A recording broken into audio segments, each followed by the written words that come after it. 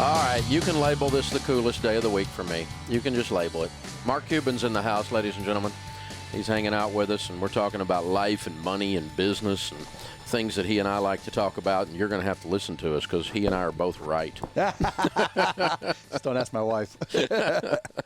Well, we were talking and going into the break about just consumer debt and what it's doing to people.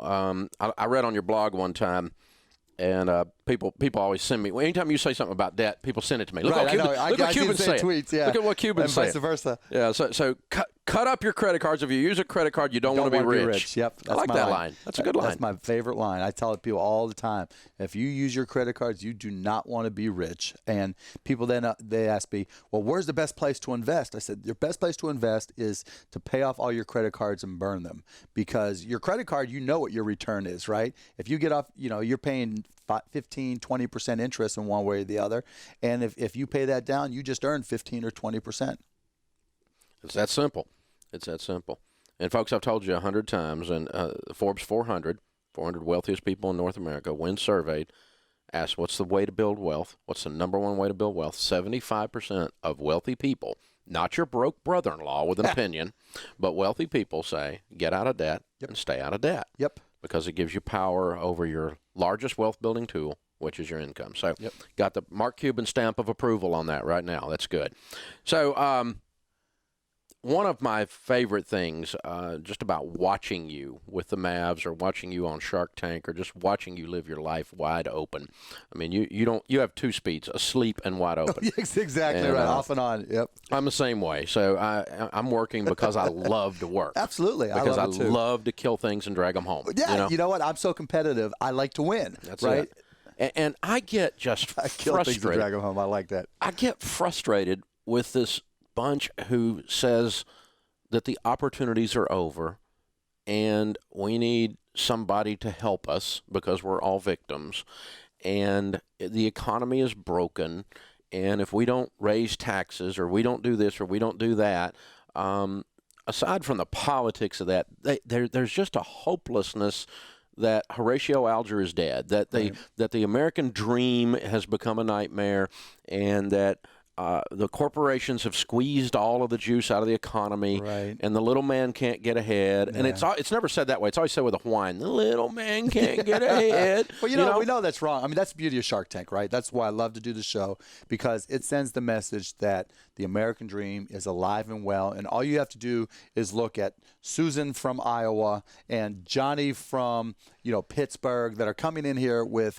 ideas that they started in their kitchen or their bedroom that they turned into companies, and they have the courage to come out here and try to compete with us for an investment. But even if they don't get an investment, they know that they have what it takes to go out there and succeed. They are everyday proof that the American dream is alive and well. And ideas are everywhere, aren't they? Oh, yeah. Ideas are easy. It's finding people to do them. Yeah, and part of finding somebody to do them is that person actually has to have hope. They have to believe it works. Well, of course. I mean, what's good is an idea if you don't believe in it, and you have to believe in it enough to actually take those first steps. Because I think people, when you have an idea and you get some confirmation of the idea, then you start looking for roadblocks, because people are afraid to do the work, or they're afraid to take those steps.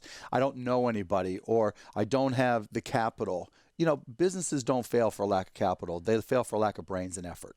There are very few businesses that you can't start with no money, next to no money, if you have sweat equity. Sweat equity is the best capital you could ever have, and you have an unlimited supply. And I say this to the Mavericks basketball players, and I say it to everybody in business. The one thing in life that you can control is your effort. And if you're willing to put in an effort to start the business, and you're willing to deal with the challenges and the fact that you might starve, you might have to live like a student, you might have to go through a lot of down times. But if you're willing to fight through those via your effort and putting in, using your brain power, then anything is possible, and there's no reason it can't be you.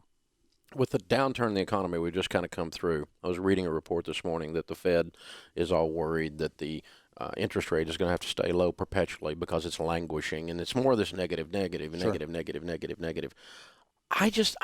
With technology being where it is, I think it's the best time in the history of man to start a business or to be in business. Oh, yeah. Are you kidding me? It's funny because there's so many things going on in the economy right now. We have the shared economy, which I don't think people take into account, right? You can start funding yourself and start a business by, renting out your couch on couchsurf.com, right? By renting out a room on Airbnb and use that to raise money. And then, going out there and to start a technology business, all you need is a broadband account, a phone, some time and effort, and maybe a laptop if you really want to get fancy. And you can start any technology business that you want. I was doing a business conference, one of our entree leadership things up in Cincinnati a few months ago, and I sat down the backstage dinner thing, with the VIPs or whatever, and this kid sitting next to me, he's 19 years old, and this, what is the little farm animal thing they have with the kids? Minecraft. Oh, Minecraft, yeah.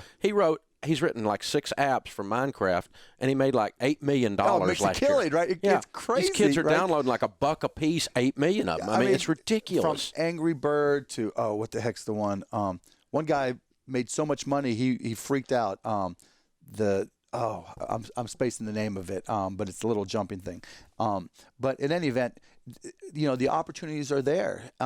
There's a company called Twitch, and all they did basically was stream people playing video games and then allow you also to save your video game play and comment on it and allow others to replay it so that kids who want to really see how the best video game players could watch it online. Now they're getting $1 billion offer from YouTube. I mean, just look, figuring out pain points. There's so many opportunities in this life. You're working on one that's really cool right now with this texting. Right. Talk about that thing. It's your a new company app. called Cyberdust. And what happens is when you send a text right now, and I'll spell it CYBERDUST, 2 words. When you send a text, the minute you hit send, you lose ownership of that text. When you send it, it could be a friend, it could be a business associate, whatever. They can save it, they can forward it, they can post it. And to me, in this day and age, you want to shrink your digital footprint. You don't want to leave anything for chance. In my particular case, I've gotten sued by the government who went and looked at all my messages. And if I said the sky was blue, they said, no, you really meant the sky was green. And that, really propelled me to create Cyberdust, to really take the effort to say I needed to get complete control of anything that I send in any type of messaging app. Because it's forever. It's forever. And, everybody keeps my text. Everybody, I'm sure, keeps your text, right? But even like my 10, about to be 11-year-old daughter, she's going to send a text someday, or would have been able to send a text someday to some little boy that he's going to keep it and post it on the Facebook that whatever replaces Facebook, or post it on Twitter, and there's nothing she can do about it. And so I want to give her some control of her digital footprint. We teach our kids today, be careful what pictures you post on Facebook, because it can keep you from getting into college, keep you from getting a job. We haven't been teaching them, be careful what you text, because they can be saved, they can be posted as well. Cyberdust solves that problem by saying when you send a Cyberdust message to another Cyberdust user, 30 seconds after they open the message, it disappears forever. It is gone forever. You can't go back and pull it from the phone or device hard drive. You can't pull it from our servers because it never touches our servers' hard drives. And so that shrinks your digital footprint. And I think that's important now, and it's going to become increasingly important as we go forward. Before we run out of time, Mark Cuban is living the dream. Yes, I am. No question about it. Yes, I am. Life is good, and it's not perfect. Everybody knows that everybody's got stuff to deal with. Right. But talk to somebody out there who's right now scared, and they're not living the dream, but they need to. I remember I was living 6 guys in a 3-bedroom apartment eating mushroom and ketchup sandwiches, and I knew every morning that I woke up, even though I had nothing, that I could wake up with a smile on my face and look forward to every day, because every day there was an opportunity. And if you can find whatever it is that you love to do, find something you love to do and be great at it. It may not happen today, it may not happen tomorrow, but if you keep on grinding, anything is possible. Mustard and ketchup sandwiches. And they were good. I loved them. Oh, it's a wish sandwich. I wish I had some meat. Oh, brother, thank you for coming out. Thank you, Dave. I really enjoyed it. Honor to awesome. hang out with you. Mark Cuban, ladies and gentlemen. Oh, man, that was fun. This Honor is mine. is the Dave Ramsey Show.